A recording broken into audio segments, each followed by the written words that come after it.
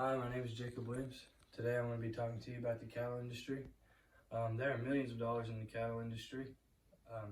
Many people don't think about where the steak they ate last night really even came from. Well, it came from us farmers and ranchers. There are many ways to be involved in the cattle industry. I'm a fourth generation cattle rancher and farmer. I've been helping on the farm ever since I was able to walk. Today I'm going to be talking about three things.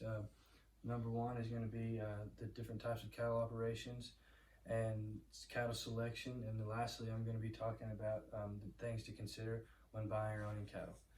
My first point is the types of cattle operations. One type of cattle operation would be stockers. Stockers are ranchers that own a bunch of land and plant a crop like wheat, maize, or alfalfa. They put the calves on the crop for a certain amount of month and then sell the calves after based on weight gain. Second type of operation would be ranchers that buy, say, 20 set of heifers and then they breed them to a bull and they produce calves and they sell the steers and keep the heifers and grow their herd in that way. And the last type of operation would be artificial insemination. Artificial insemination is when you purchase semen in a straw form and use that to breed your cattle in that way and continue to grow their herd that way. Many farmers nowadays use artificial insemination as their number one source. All of those operations have something in common. I'll be talking about those later on when I talk about the things to consider. My second point of the day is cattle selection. Cattle selection has to do with bull birth weight. If you have a first-time heifer, you don't want to breed it to a bull that has a high birth weight. You run a risk of losing your heifer and your cattle, and your heifer. Different breeds of cattle bring more money. Say Black Angus brings more than white Charolais cow would. Another cattle selection would be watch the cattle market for high sales. People do that all the time now. They would sell their cattle when the market is high. There are a lot more to buying and owning cattle than most people even think about.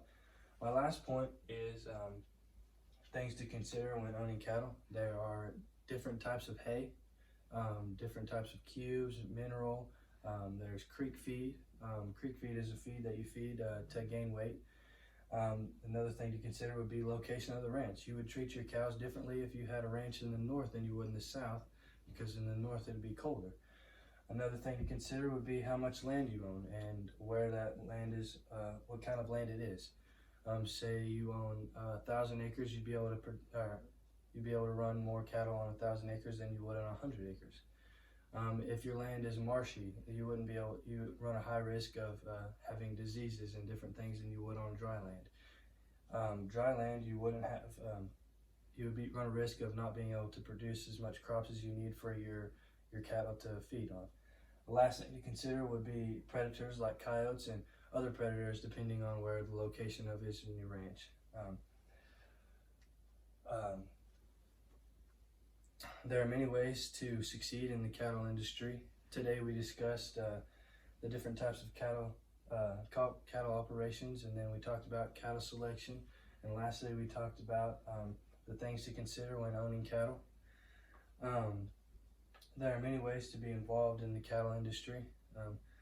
No matter how many cows you have or how much land you have, it's still so easy to fail. I've seen it firsthand many times. Thank you for listening to my speech, and all the pictures in my presentation were from my own cattle. Thank you.